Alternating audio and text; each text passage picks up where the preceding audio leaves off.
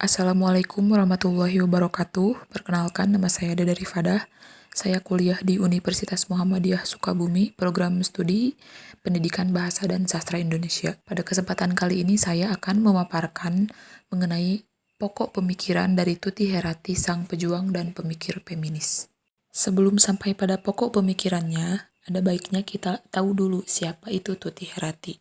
Tuti Herati lahir di Bandung, Jawa Barat pada tanggal 27 November tahun 1993. Beliau meraih sarjana muda kedokteran dari Universitas Indonesia pada tahun 1955, kemudian meraih sarjana psikologi dari UI 1962, kemudian sarjana filsafat dari Rijks University Leiden, Belanda, kemudian dokter filsafat dari UI pada tahun 1979. Beliau pernah menjabat sebagai ketua jurusan filsafat UI, Ketua Program Pasca Sarjana UI bidang studi filsafat, kemudian Rektor Institut Kesenian Jakarta, dan beliau pada tahun 1994 dikukuhkan menjadi guru besar luar biasa pada Fakultas Sastra UI. Beliau juga menjadi Direktur Biro Oktroy Roseno, kemudian beliau menjadi Ketua Dewan Kesenian Jakarta pada tahun 1982 sampai 1985. Namun sangat disayangkan sekali, pada 7 bulan yang lalu, Ibu Tuti Herati meninggal di Jakarta pada tanggal 13 Juni 2021. Ayahnya Ibu Tuti Herati termasuk orang besar yang bekerja sama dengan Soekarno dan pernah menjabat sebagai menteri. Di antaranya, beliau pernah menjabat sebagai Menteri Perekonomian Indonesia ke-12 dengan masa jabatan 8 November 1954 sampai 12 Agustus 1955. Kemudian beliau juga pernah menjadi Menteri Perhubungan Indonesia ke-7 dengan masa jabatan 12 Oktober 1953 sampai 23 Oktober 1954. Dan selanjutnya beliau juga pernah menjadi Menteri Pekerjaan Umum Indonesia dengan masa jabatan 30 Juli 1953 sampai 12 Oktober 1953. Rusyono juga, ayahnya Tuti Herati, tinggalkan banyak bangunan heritage di Jakarta, di Jogja, dan tempat lain untuk Indonesia. Juga ia wariskan Biro Oktroy Roseno yang bergerak di bidang hak paten untuk dikelola oleh Tuti Herati. Ibu Tuti Herati senang membaca dari sejak kecil. Nah, berkat hobi baca buku sejak kecil itulah yang menjadikannya punya alternatif ide. Buku menjadikannya seorang penjelajah dunia pemikiran. Dari muda, ia telah baca buku-buku yang ditulis oleh Nietzsche, Krishnamurti, Bertrand Russell. Selain itu, Tuti terbentuk untuk ambil posisi marginal berjarak dalam pikiran terhadap peristiwa dan masalah yang menimpa, sehingga ia terpola untuk menjadi pengamat dan pencatat. Posisi marginal ini, kata Tuti dalam buku yang ditulis, barangkali menjadi sumber kemampuan kreatifnya yang bisa diolah logika sekaligus emosi, yang menjadi energi kuat untuk ia menulis syair dan menuangkan ide pemikiran kreatifnya. Untuk selanjutnya ada karya-karya dari Ibu Tuti Herati. Ibu Tuti menulis banyak kumpulan sajak yang telah jadi beberapa buku.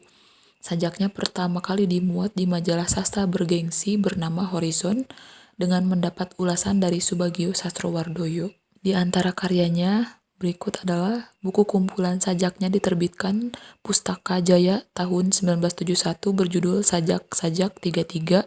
Di sana ada sajak berjudul Manifesto yang begitu terkenal.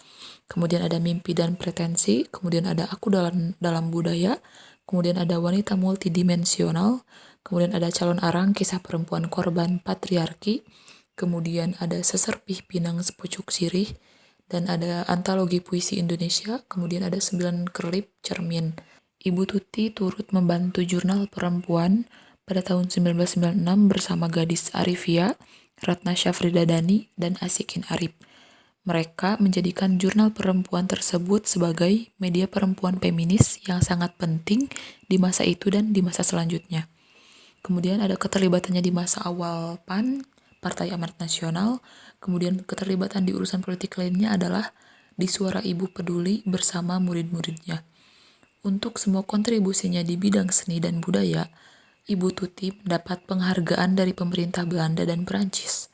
Dan dari pemerintah Indonesia, Ibu Tuti menjadi 2 penghargaan kebudayaan. Yang pertama dari Kemendikbud dan yang kedua dari Presiden Joko Widodo berupa gelar tanda kehormatan bintang budaya Parama Dharma. Untuk selanjutnya merupakan inti dari pembahasan kali ini, yaitu pokok pemikiran dari Ibu Tuti Herati. Ibu Tuti Herati adalah salah satu perempuan pemikir feminis generasi pertama di Indonesia yang mana banyak menuangkan pemikiran mengenai perempuan dalam tulisannya. Selain itu, ia juga dijuluki sebagai satu-satunya perempuan di antara potret kontemporer Indonesia. Puisi-puisinya digambarkan sulit dipahami, mengkombinasikan ambiguitas yang dibagikan dengan perumpamaan yang asosiatif.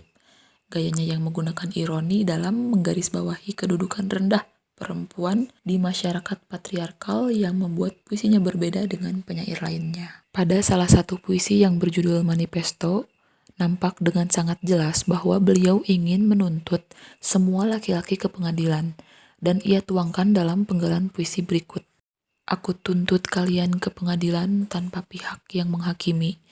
Siapa tahu suap menyuap telah meluas menjulang sampai ke hakim tinggi. Siapa jamin ia tak berpihak sejak semula, karena dunia semesta pria yang punya. Dalam penggalan puisi tersebut, menurut penulis, terdapat gambaran kegelisahan seorang wanita pada nasib yang menimpa kaum wanita. Pada puisi yang berjudul Manifesto ini dinyatakan secara tegas bahwa sebagai seorang perempuan yang dengan beraninya akan melawan dan berjuang dalam mempertahankan hak dan martabat, serta persamaan antara kaum laki-laki dengan kaum perempuan.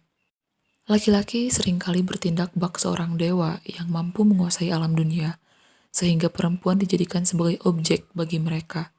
Bahkan mungkin saja tidak ada tempat lagi bagi wanita untuk memperjuangkan haknya atau membela diri, sehingga dalam hal ini penulis juga setuju dengan pemikiran feminis yang beliau, yaitu Ibu Tuti Herati, tuangkan pada puisi Manifesto ini. Petikan sajak di atas merupakan lanjutan dari sajak Manifesto. Hal yang terdapat dalam petikan sajak di atas memang gambaran dari suatu bentuk protesnya beliau, yaitu Ibu Tuti Herati, terhadap sesuatu yang bertindak tidak adil pada perempuan. Mengingat perempuan selalu menjadi sasaran atau objek, beliau juga menganggap hal tersebut adalah sebuah penindasan masyarakat terhadap kaum perempuan. Misalnya menjadi korban dari sasaran segala produk, baik itu kecantikan atau dalam bidang fashion. Namun kembali lagi pada kesadaran dari kaum perempuan itu sendiri. Jika hal tersebut ia sukai dan ia sadar akan kesukaannya, maka hal tersebut tergantung pada perempuan itu sendiri dan pada apa yang ia kehendaki. Dua tabel ini merupakan perbedaan sudut pandang yang mana calon arang yang ditulis oleh Pramudia Anantatur dengan calon arang yang ditulis kembali oleh Ibu Tuti Herati. Dan ini merupakan karya kedua dari Ibu Tuti Herati yang akan saya bahas. Dalam bukunya, Pramudia Anantatur menggambarkan sosok calon arang tersebut sebagai wanita tua tukang teluh yang suka membantai dan juga dianggap menimbulkan penyakit yang bisa membinasakan semua orang. Kemudian sosok wanita yang suka menganiaya sesama manusia, menyakiti, membunuh, dan juga merampas. Sedangkan pandangan dari Tuti Herati dalam calon arang adalah perempuan yang mencoba bertahan terhadap lingkungan patriarkal yang represif, namun malangnya ia malah dianggap sebagai penyihir jahat. Calon arang sendiri merupakan sebuah bentuk gambaran banyak wanita di Indonesia yang dikenal dengan pandangan negatif selama ini.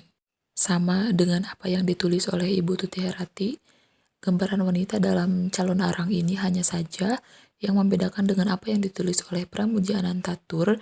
Calon arang tersebut sangat bersifat antagonis. Sehingga hal ini yang menyebabkan banyaknya aktivis perempuan yang mengkritik cerita calon arang yang ditulis oleh Pramudia Anantatur karena memang dianggap penggambarannya terlalu bias gender. Lalu, apa sih sebenarnya inti pokok pemikiran dari Ibu Tuti Herati ini? Jadi intinya, pokok pemikiran Ibu Tuti Herati adalah ingin menyampaikan kegelisahan seorang perempuan melalui karya-karyanya. Beliau telah meletakkan dasar penting feminisme di Indonesia dalam pemikiran dan juga tulisannya. Tulisan buah karya yang menjadikan semangat dan juga pengingat yang akan terus mengalir. Demikianlah semua perjuangan tersebut dimaksudkan untuk memberi kemungkinan menjadi yang terbaik untuk setiap perempuan. Dan ini merupakan referensi yang saya gunakan untuk membantu saya dalam menyelesaikan tugas ini. Akhir kata, saya ucapkan terima kasih dan mohon maaf sebesar-besarnya untuk segala kekurangan yang terdapat dalam video ini. Untuk lebih jelasnya, teman-teman bisa membaca calon arang supaya bisa lebih jelas lagi dalam memahami apa isi yang dimaksud dalam calon arang versi Pramudia Anantatur dan juga Ibu Tuti Herati. Sekian, wassalamualaikum warahmatullahi wabarakatuh.